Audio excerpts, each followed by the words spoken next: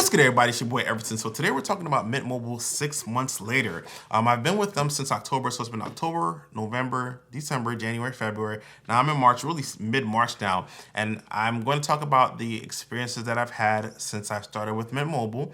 I have left T-Mobile strictly for financial purposes. It wasn't so much like anything that T-Mobile was so expensive or anything like that. I just had a goal to cut as much out of my budget as possible with alternative services. And since Mint Mobile had kind of this cavalier attitude, or this like, hey, we're the fun, trendy type of service, I liked it. I was like, hey, you know what? I do want to go with a service that, is transparent about a lot of, what they do, what they're about. And so I left T-Mobile, a company that was kind of like that, for another company that was even more like that and just a little bit cheaper, or a lot cheaper really. So today I'm going to talk about that, my experience. Do I miss T-Mobile? What do I miss about T-Mobile? What's my future going to look like with Mint Mobile? Also, there's a link to Mint Mobile if you guys do want to check them out. They did upgrade the plans for free. So since the last time you checked it, you can click on the link now down in the description, and you can see kind of what they have, the latest they have to offer. But anyway, let's go ahead and get into the video. So let's talk about what my experience was like coming onto Mint Mobile. It was fairly easy. Just ported my number over, and I noticed that the cost of entry, which is basically to get started with them, was really simple for me. I had an unlocked Galaxy S10 Plus, and that was a phone that they supported, and they support a lot of unlocked GSM carriers as well as iPhones as well. I noticed that with Visible, I did try to see if my phone was compatible with Visible, and it wasn't, unfortunately. So if I want to go with like a brand like Visible or another brand, I may have had to have bought a different phone, which means the cost of entry would have been a little bit higher. Now, as far as cost of entry for their plans, Mint Mobile does offer plans within bulk months, and their minimum that you can buy is 3 months, but the introductory rate that they give you for that is as if you had bought it for their best rate for 12 months, right? Because the longer that you purchase the term for is the better monthly rate that you'll get. So personally, I started out with a 12 gigabyte plan, which is now 15. So essentially, I would have bought, like, if we're doing it today, I would have bought the 15 gigabyte data plan, where I would have paid it for 3 months as if I had bought the 12-month plan, right? It's pretty simple to follow. So I went ahead and bought that, and so the cost of entry for me would have been $90, right? Or I'm sorry, $60 at that time. So I went ahead and signed on to the plan, and it was a pretty seamless transition.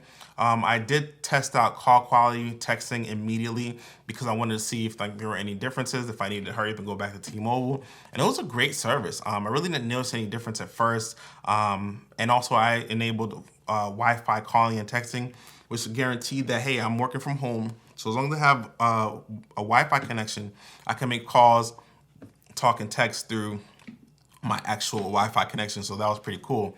But I do want to talk about data. So although call quality and texting was the same, there was a difference within data, and that's to be expected. Mint Mobile is a mobile virtual network operator, which means that they're a kind of a sub-tier network. They rent space off of T-Mobile's towers, and they give different data speeds to their client that they're accessible to. I didn't notice it so much when I was like scrolling through web pages on social media or anything like that, but I did notice it when I would download large files. So let's just say like I had a large app that would typically take me about maybe like a minute to a minute and a half on T-Mobile to download. It would take me about 2.5 minutes to 3 minutes on Mint Mobile, depending on what time of the day that I was downloading that app. So there was definitely a difference in speed, but it's more noticeable when you're downloading very large files. But as far as, surfing the web, going on social media, no loading time, no nothing like that. Super seamless. So on all their plans, you have the ability to tether the entire allotment of data. So if you bought like their 15 gigabyte plan, you can tether the entire 15 gigabytes via hotspot to your laptop or wherever, except for the unlimited plan. The unlimited plan is 35 gigabytes, and you can only tether 5 gigabytes of data to another device. Now that personally has inconvenienced me a little bit. I do use tethering to tether to my daughter's tablet so she can play online games and things when she's with me. Being limited to 5 gigabytes is a little bit, prudent in my opinion. It's a little bit conservative. I would like a lot more data. Even if you don't want to give us like all of like the data, at least match your next closest tier. Like, hey, if we can stream 15 gigabytes of data on that plan, cap us off at 15 as well, like for the unlimited plan. I don't understand why it has to be 5 gigabytes of data tethered if you're allowing another plan, which is supposed to be a lesser tier, to have 15 gigabytes of data. But that's just a minor complaint. But other than that, I mean, it's pretty good, right? One thing I did notice though was that when you're streaming a video, there is a difference in buffer or this quality of video that you're able to get to. Mint Mobile does optimize their videos to stream at 480, which is standard resolution. And if you go above that, you can still stream, but I ran into buffering about like 2 minutes into the video, and then it would buffer like every other 2 minutes as well because it wasn't optimized to stream at that quality. Now, for me personally, what I did to get around this, something I found out about was I actually signed up with a VPN service. I did NordVPN. It was just one of these services that had a lot of value and was pretty cheap. So there's a link to them in the description if you guys do want to check them out to bypass that that 480 kind of optimization limitation. Now I just stream at I can stream at 4K if I want to. As long as I have the service for it, I'm good. So yeah, so that was one of the things I didn't know. So that 480, it was a little bit bothersome to me. Some people did tell me that, hey, I stream 1080 all the time. I watch your video with no buffering. Hey, that's great. If you guys don't run into that issue, you guys don't have to use it. But me personally, I did run into it. So one of the things that they do really well is that they have a good online presence, and that includes their login information and their app. The app is really clean. I actually really like the app a lot, but I do think that the opportunity that they do have is to give us more information, such as like calls, history. I mean, you guys don't even have to tell us what calls that we made. That's on our phone, and we can, you can download apps to back it up. But as far as like calls within our billing cycle, that's something that I think that you guys, Mint Mobile, could improve upon. With T-Mobile, you can go back at like as long as you have the service, probably like 7 years of call records. I mean, you could just pull call records and things like that. Over here, it's not like that. You don't have that visibility. You kind of have to, you're pretty much tasked to keep that on your own. And you may not need it. I know that it has helped me out a lot in the past. I mean, there's been times where I used to contact someone a long time ago, and then there's been a need to get back in contact with them. You're like, man, I used to talk to that person 5 years ago. Man, I need to get in contact with them. With T-Mobile, you could have done that. With Mint Mobile, really don't have that option, right? Like, there's not that visibility, and I do know that they do track it, but they just don't provide it back to the user end. So that's one thing that I do think that they could do better. But as far as the app, it's very clean. It used to go down a lot when I used to, and when I say a lot, I mean like maybe like once every couple weeks. It used to go down for a couple hours. Now it doesn't go down at all anymore. And it's very clean, and you also can change your plan and pay your bill that way. So it's very clean. It looks very well done, and their online app or the online login is very nice as well. I just wish it gave a little bit more information. One thing I do want to touch on is the fact that they do have referral codes. Now, I think that, like other companies have this thing called like Visible has Party Play, and that's a big deal. And I think the reason that's a big deal is because, well, it's very socially motivated. So in order to take advantage of it, I mean, you kind of, it creates a buzz. But I actually think Mint Mobile's is better, right? Mint Mobile's is better because it actually gives you a dollar value per time that you refer, and it's not limited to, like, hey, you at least got to give us $5 per month or anything like that.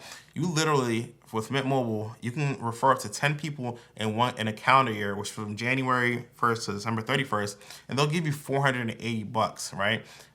Their most expensive plan for a year is $360, which means that not only can you pay for an entire year's worth of plans, but you can actually like have money left over for the next year, so which is pretty cool. So what are my dislikes for the company? Well, I already talked about like, hey, you're not able to really upgrade the phones through the service. You kind of have to buy it on your own, so you have to go out to another service, like go to Amazon or Craigslist or eBay or just a phone manufacturing website to buy the phone directly, which sometimes can be a little bit, I guess it can be a little bit inconveniencing because of the fact that, hey, I'd rather just sign up with a company that I already have the relationship with and do it through there. I know there won't be any compatibility concerns, etc. I mean, I know that you will have the ability to work together. So there's that option, or there's that concern.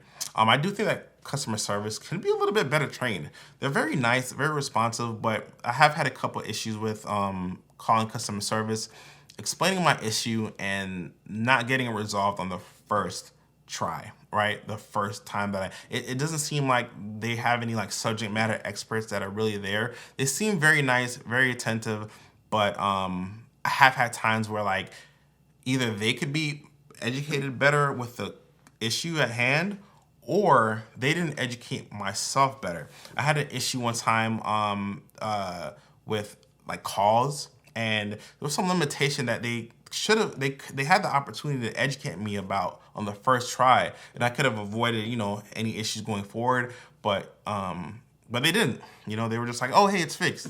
And then I ran into an issue again like a couple days later. So, you know, it was weird. I think they could do a little bit better job with the customer service, but they are very nice. They're not incompetent, but I just say that they could be better trained to give better support.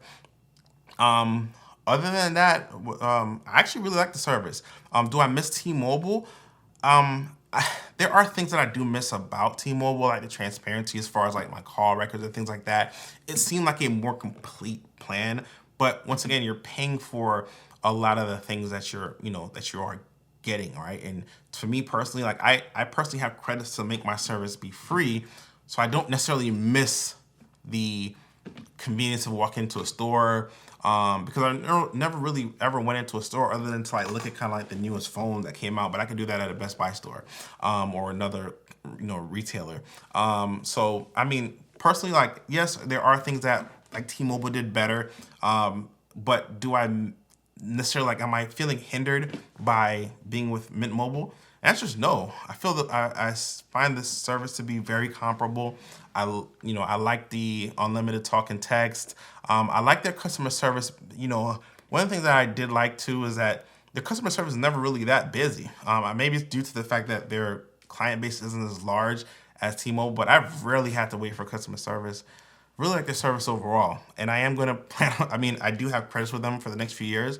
I'm gonna use it. I'm gonna stay with them. I'm gonna stay with them for the foreseeable future. And once again, guys, I mean, if you guys do want to check them out, there is a link in the description. Click that link, see what their newest offering is. They're always kind of upgrading. I never really know when they're gonna drop like another gigabyte of data on us for free. So definitely check those out. Yeah, guys, I really like it. I'm sticking with them. I do have referral credits that are going to help me pay for the service in the future, so I'm sticking with them. But yeah, guys, that's been it. I really like the service. But yeah, guys, if you guys have any questions, leave them in the comments below. I'll definitely try to respond to them. Have a pretty good, robust conversation going down there. So let's go ahead and have a discussion. And yeah, guys, until next time, I'm Everton, and I do videos Everton's way. Peace.